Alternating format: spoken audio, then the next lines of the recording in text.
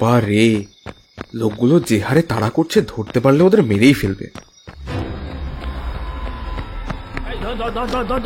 একদম ছাড়বি না, ধর। এই দাঁড়া, কোথায় পালাচ্ছিস? কোথায় পালাচ্ছিস তুই? আরে ধর মালটাকে, এই ধর। অনেকদিন ধরে পালিয়ে বেঁচেছে, আর বাঁচবে না। ধর, একদম ছাড়বি না, ধর। এই দাঁড়া, কোথায় পালাচ্ছিস?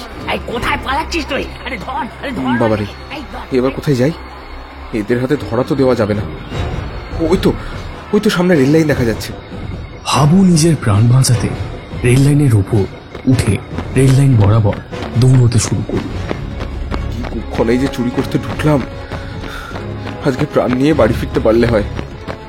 পরক্ষণে সে নিজের মনে মনে বলল, মানুষ কি সাধে চুরি করে?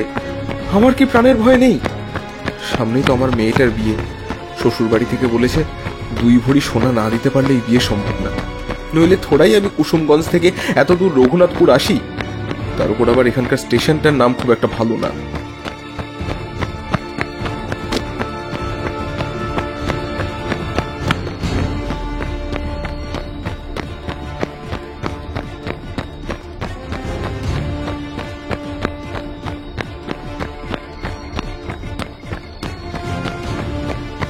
হাবু একবার ঘাড় ঘুরিয়ে দেখল, পিছনের ক্ষিপ্ত জনতা এইবার রেল লাইনে উঠে পড়েছে। সামনে ওটা কি? একটা টানেল না? পরক্ষণেই তার বুকের ভেতরটা ছ্যাঁত করে উঠল। এটা তো সেই অভিশপ্ত টানেল। এর ব্যাপারে তো আমি অনেক শুনেছি ছোটবেলা থেকে, কিন্তু আর তো কোনো উপায় দেখছি না এই টানেলের ভেতর ঢোকা ছাড়া। আমি নিশ্চিত গ্রামের লোক আমাকে ওই টানেলের মধ্যে ঢুকতে দেখে আমার আর পিছু করবে না। হাবু ঢুকে গেল টানেলের ভেতরে। পিছনের আওয়াজ ততক্ষণে থেমে গেছে। সে একবার ঘাড় ঘুরিয়ে দেখল, লোকগুলো টানেলের বাইরে লাঠি সোঁডা হাতে নিয়ে এখনো দাঁড়িয়ে আছে। তারা টানেলের ভেতরে ঢোকেন, বা বলা ভালো ঢুকতে ভয় পাচ্ছে। আমি বরং এখন টানেলের ভেতরে দূরে কোথাও লুকিয়ে থাকি। লোকগুলো চলে গেলে আবার টানেল থেকে বেরিয়ে আসবো। টানেলের বেশি ভিতরে যাওয়া ঠিক হবে না। হাবু ধপ করে রেল লাইনের ওপর বসে পড়ল। এখন আপাতত কোনো ট্রেন নেই, নিশ্চিন্তে এখানে বসে থাকাই যায়। হঠাৎ তার চোখের সামনেটা আবজা হতে শুরু করলো। টানেলের বাইরে দিয়ে আসা চাঁদের আলো আবজা হয়ে চোখের সামনে ফুটে উঠল ঘন অন্ধকার। তার মাথাটা ঝিমঝিম করতে লাগলো। হাবু আর পারল না, জ্ঞান হারালো, পড়ে গেল টানেলের ভেতরে। যখন চোখ খুলল তখন চারিদিকে ঘুটঘুটে অন্ধকার। মাথাটা যন্ত্রণায় ফেটে যাচ্ছে। কতক্ষণ যেখানে পড়েছিলাম ভগবান জানে। টানেলের চারপাশে একবার চোখ বুলালো সে। লোকগুলো চলে গেছে বোধহয়, কিন্তু এ কি, টানেলের বাইরের অংশ দেখা যাচ্ছে না কেন? আমার স্পষ্ট মনে আছে টানেলের বাইরে থেকে চাঁদের আলো পরিষ্কার বোঝা যাচ্ছিল। সে উঠে বসার চেষ্টা করল। সারা গায়ে কি যন্ত্রণা করছে। এখানে আর থেকে কাজ নেই, বাড়ি ফেরার পথ ধরতে হবে। কিন্তু টানেলের মুখটা কোন দিকে? হাবু এবার খানিকটা ভয় পেল। জোরে জোরে হাঁটতে লাগলো রেল লাইন বরাবর। তার স্পষ্ট মনে আছে সেই যেদিকে হাঁটছে সেই দিকে টানেলের মুখটা। আমার স্পষ্ট মনে আছে আমি এই দিক দিয়ে টানেলের ভিতরে ঢুকেছিলাম। মিনিট 5 হাঁটার পরেও যখন সে টানেলের মুখ দেখতে পেল না, তখন সে রীতিমতো ভয় পেয়ে উঠল। আমি তো খুব বেশি ভিতরে ঢুকিনি, টানেলের মুখ কেন দেখা যাচ্ছে না? প্রচন্ড ভয় পেয়ে হাবু এবার ঊর্ধ্বশ্বাসে দৌড়তে শুরু করলো। সে চিৎকার করে উঠল, আমাকে বাঁচাও, আমাকে বাঁচাও, আমি এখানে আটকে থাকতে চাই না, আমাকে বের করো। কিন্তু কোথায় কি? সে নিজের পকেট হাতড়ালো, টর্চটা বের করার চেষ্টা করলো। তাড়াহুড়োতে টর্চটা হাত থেকে পড়ে কোথায় যেন হারিয়ে গেল। কি হবে এবার? হঠাৎ সে একটা কিসের যেন ধাক্কা খেয়ে ছিটকে পড়ে গেল। কে ওখানে? কে? একটা আগন্তুকের গলা শোনা গেল। আবুর ধরে যেন প্রাণ এলো। আমাকে বাঁচান, আমাকে বাঁচান, আমাকে টানেল থেকে বের করুন। একদম চুপ, কোনো আওয়াজ করবে না। বুঝলে বুঝলে ও জেগে উঠবে। আগন্তুক তার মুখে আঙুল রেখে চুপ করার নির্দেশ দিল। জেগে উঠবে? হ্যাঁ? কে কে কে জেগে উঠবে? হঠাৎ বহু দূর থেকে এক পৈশাচিক গর্জন শোনা গেল।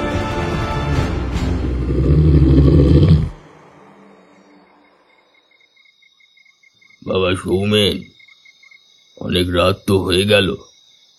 আজকে রাতটা না হয় তুমি এখানেই থেকে যাও। না কাকাবাবু, আমায় আবার কাল সকালে বেরোতে হবে, অফিস আছে, আর আগামীকাল না গেলেই নয়।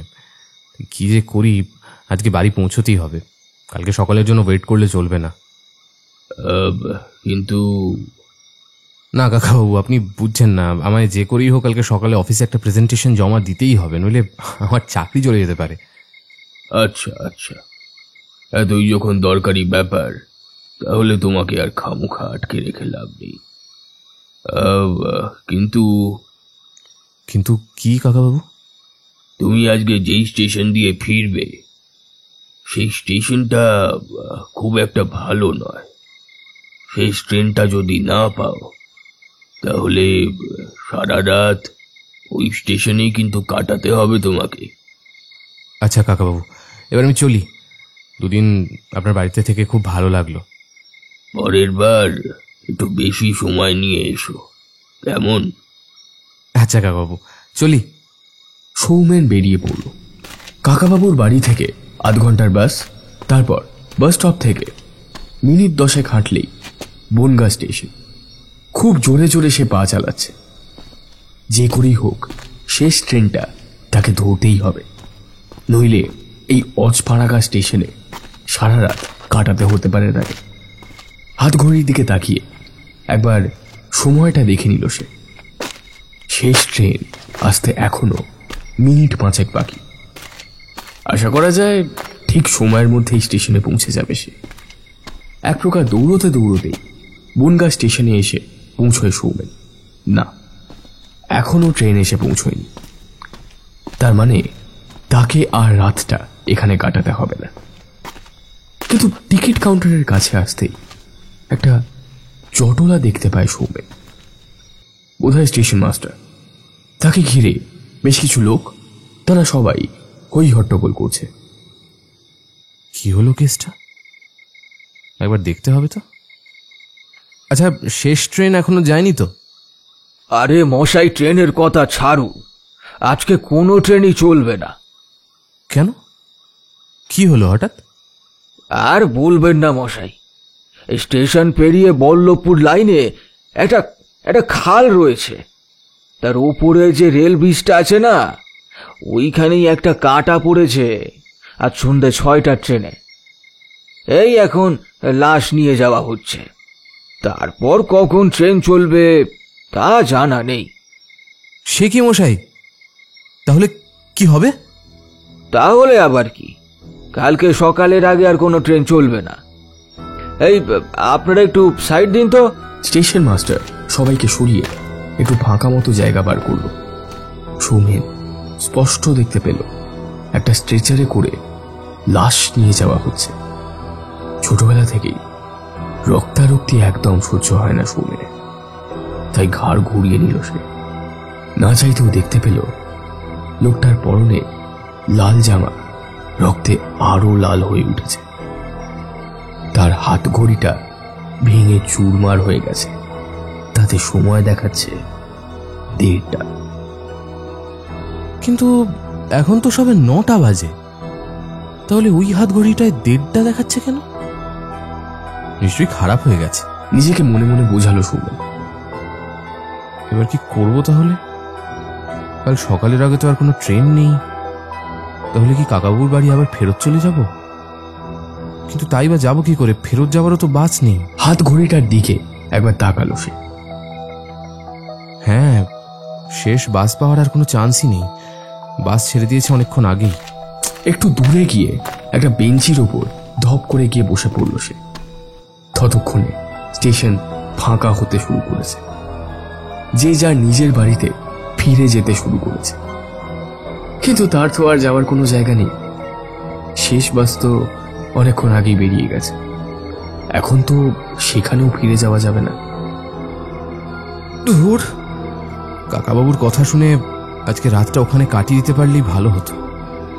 আজ রাতটা বোধহয় স্টেশনে বসেই কাটাতে হবে। এ কথা সে কথা ভাবতে ভাবতে কখন সে ঘুমিয়ে পড়েছিল তা তার খেয়াল নেই। ঘুম ভাঙল একটা অস্পষ্ট আওয়াজে। বাবু, কিছু খেতে দেবেন? কাল থেকে কিচ্ছু পেটে পড়েনি। আওয়াজ লক্ষ্য করে সেই দিকেই তাকাতেই সৌমেন দেখতে পেল কম্বল মুড়ি দিয়ে একটা লোক জুবুথুবু হয়ে বসে রয়েছে, হাতে একটা ফাঁকা বাটি ধরা। আমার নিজেরই এখন খাওয়ার মতো আর কিছু নেই, তোমাকে আমি দেবো কোত্থেকে বলো তো? দেখুন না, দেখুন না, কিছু তো আছে নিশ্চয়ই, দেখুন না একটু। বললাম তো কিছু নেই। আর আমার এখান থেকে যাও তো, বিরক্ত করো না, যাও। লোকটা তবুও নড়ল না, চুপ করে ওই একই জায়গায় বসে রইল। উফ, আচ্ছা ঢ্যাঁটা লোক তো তুমি, যাও না এখান থেকে। তাও লোকটা নড়ল না। এটা দেখে সে নিজেই উঠে গিয়ে পাশে অন্য একটা বেঞ্চে গিয়ে বসল। কিছুক্ষণ পর সেই লোকটি আবার তার সামনে এসে বলল, বাবু, বাবু কিছু খেতে দেবেন? কাল থেকে কিচ্ছুটি পেটে পড়েনি। আচ্ছা ঝামেলায় পড়া গেল তো। সারা রাত এই অদ্ভুত লোকের সাথে কাটাতে হলো তো সমস্যা। কি করে যে এর থেকে পিছু ছাড়াই। এই, তুমি এখান থেকে নড়বে না, আমি পুলিশে খবর দেবো, বলো তো? পুলিশের নাম শুনেই হোক বা তার চিৎকারই হোক, সেই লোক পিছু হটল। তারপর বেরিয়ে গেল স্টেশন চত্বর থেকে। আশ্চর্য, পুলিশের নাম শুনে লোকটা পালিয়ে গেল। লোকটা চোর ছাঁচর নাকি? না না, এখন ঘুমানো যাবে না। ঘুমের মধ্যে লোকটা আমার সবকিছু চুরি চুরি করে নিয়ে চলে গেলে কি হবে? না না, এসব লোকেদের একদম বিশ্বাস নেই, যে কোনো সময় অঘটন ঘটে যেতে পারে। এক প্রকার জোর করেই জেগে থাকলো সে, কিন্তু ঘুমাবে না ভাবলেই কি আর ঘুমিয়ে না থাকা যায়? কিছুক্ষণ পর আবার ঘুমের দেশে পাড়ি দিল সৌমে। হঠাৎ একটা অদ্ভুত অস্বস্তিতে ঘুমটা ভেঙে গেল তার। মনে হলো দূর থেকে কেউ তার উপর নজর রাখছে। চারপাশটা একবার ভালো করে দেখে নিল সে। না, সবকিছু একদম ঠিকঠাকই আছে। ঘড়ির দিকে একবার তাকালো, রাত 1টা বাজে। চারিদিকে তাকাতে তাকাতে দূরের টিকিট কাউন্টারের দিকে চোখ পড়তেই সৌমেন চমকে উঠল। সেই লোকটা এখনো যায়নি তো? আচ্ছা জ্বালা। 7-5 না ভেবেই সে চিৎকার করে উঠল, বিশ্বাস করো, আমার কাছে দামি কিছু নেই, তাই চুরি করেও বিশেষ লাভ হবে না। লোকটা এইবার তার দিকে আস্তে আস্তে এগিয়ে আসতে শুরু করলো। লোকটার হাতে ওটা কি? একটা ছুরি। বিশ্বাস করো, প্রচন্ড গরিব ঘরের সন্তান আমি। বিশ্বাস করো, আমায় মেরে তোমার কোনো লাভ হবে না। এই অজপাড়াগায় বিয়ে বাড়ি খেতে এসে প্রাণ টানা যায়। একবার থমকে দাঁড়ালো, তারপর দৌড়তে শুরু করলো সৌমেনের উদ্দেশ্যে। শালা নিশ্চয়ই পাগল, বলে আমার কাছে কিছু নেই জেনেও তেড়ে আসছে কেন? উপায় অন্তর না পেয়ে সৌমেনও দৌড়তে শুরু করলো। পিছনে ফিরে তাকাতেই দেখে লোকটা সমান তালে তার পেছনে দৌড়চ্ছে, হাতে লকলক করছে সেই ছুরিটা। সৌমেন আর পেছনে ফিরে না তাকিয়ে রুদ্ধশ্বাসে দৌড়তে থাকে। সামনেই তো প্ল্যাটফর্ম শেষ হয়ে গেছে, এবার কি হবে? রেল লাইনের ওপর দিয়ে দৌড়তে হবে এখন, কিচ্ছু করার নেই। সৌমেন এক লাফে রেল লাইনের ওপর ঝাঁপ দিয়ে দৌড়তে শুরু করল। বেশ কিছুক্ষণ দৌড়ানোর পর সে সামনের একটা টানেলের ভেতরে ঢুকে পড়ল। সে দেখতে পেল পেছনে সেই লোকটা তার পেছনে এখনো দৌড়চ্ছে। উপায় অন্তর না পেয়ে সৌমেন সেই টানেলের ভেতর দিয়ে দৌড়তে থাকে। টানেল থেকে বাইরে বেরোনোর পরই পিছন ঘুরে তাকিয়ে লোকটাকে আর দেখতে পায় না সৌমেন।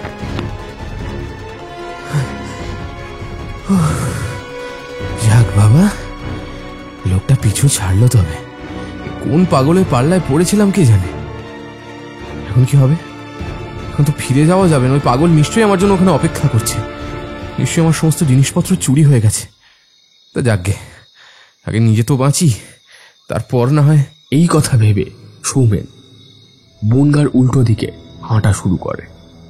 হঠাৎ দূর থেকে একটা ট্রেনের আওয়াজ সে শুনতে পায়। তার মানে ট্রেন চালু হয়ে গেছে। এই ট্রেন আমি ধরবই, এই ভৌতিক স্টেশনে আর না। ট্রেনের আওয়াজ লক্ষ্য করে সে দৌড়তে শুরু করে, কিন্তু একই ট্রেনের আওয়াজটা হঠাৎ এত কাছে আসছে কি করে? পেছনে ঘুরে তাকাতেই সে চমকে ওঠে। ট্রেনটা ঠিক তার পিছনেই চলে এসেছে। আর দৌড়তে পারল না সে। দ্রুত গতি সম্পন্ন সেই ট্রেন প্রবল বিক্রমে হর্ন বাজাতে বাজাতে তার ওপর দিয়ে চলে গেল। ট্রেনের ধাক্কায় ছিন্ন বিচ্ছিন্ন সৌমেনের মৃতদেহটা ছিটকে পড়ল লাইনের পাশে আধ বোঝা খালের উপর। খালের উপরে রেল ব্রিজ পেরিয়ে কিছুটা দূরে একটা ব্রেক কষে দাঁড়িয়ে পড়ল ট্রেনটা। লোকজন ট্রেন থেকে নেমে জড়ো হলো তার লাশটার চারপাশে। তার পরনের লাল জামাটা রক্তে তখন রাঙা, আর ঘড়িতে বাজছে রাত 1:30।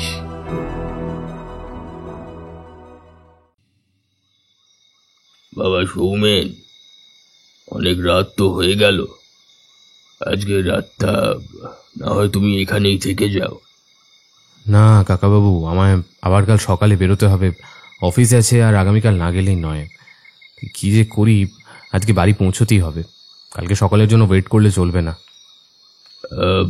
কিন্তু না কাকাবাবু, আপনি বুঝছেন না, আমায় যে করেই হোক কালকে সকালে অফিসে একটা প্রেজেন্টেশন জমা দিতেই হবে, নইলে আমার চাকরি চলে যেতে পারে। আচ্ছা আচ্ছা, এতই যখন দরকারি ব্যাপার, তাহলে তোমাকে আর খামোখা আটকে রেখে লাভ নেই। কিন্তু কিন্তু কি কাকাবাবু? তুমি আজকে যেই স্টেশন দিয়ে ফিরবে, সেই স্টেশনটা খুব একটা ভালো নয়। সেই ট্রেনটা যদি না পাও, তাহলে সারা রাত ওই স্টেশনেই কিন্তু কাটাতে হবে তোমাকে। আচ্ছা কাকাবাবু, এবার আমি চলি। দুদিন আপনার বাড়িতে থেকে খুব ভালো লাগলো। পরের বার একটু বেশি সময় নিয়ে এসো, কেমন? আচ্ছা কাকাবাবু, চলি। এই ঘটনা যেন তার সাথে এর আগেও ঘটেছে। কোথায় যেন স্বপ্নে এই বনগা স্টেশন, কাকাবাবু সবাইকে সে দেখেছে, কিন্তু কোথায় দেখেছে, কেন দেখেছে, কিছুই সে মনে করতে পারছে না। সে হাঁটা লাগালো বাস স্টপের উদ্দেশ্যে। বাসে উঠেই প্রচন্ড ক্লান্তিতে তার চোখে ঘুম নেমে এলো। একটা অদ্ভুত দুঃস্বপ্ন দেখতে লাগলো সে। রেল লাইনের উপর দিয়ে অন্ধকার রাতে ঊর্ধ্বশ্বাসে সে দৌড়চ্ছে। পিছন থেকে আসছে দ্রুত ট্রেন। ট্রেন জোরে হুইসেল বাজাচ্ছে, এই বুঝি তাকে চাপা দিয়ে দিল। পরক্ষণেই একটা রক্তাক্ত লাশ। লাশটা তো তার খুব খুব চেনা। এই এই এই এই জামা প্যান্ট যে তার অতি পরিচিত, কিন্তু মুখটা ঠিক পরিষ্কারভাবে সে দেখতে পাচ্ছে না। তার আগেই প্রচন্ড শব্দ করে বাসটা ব্রেক করল, আর তার প্রবল ঝাঁকুনিতে সৌমেনের ঘুম গেল ভেঙে।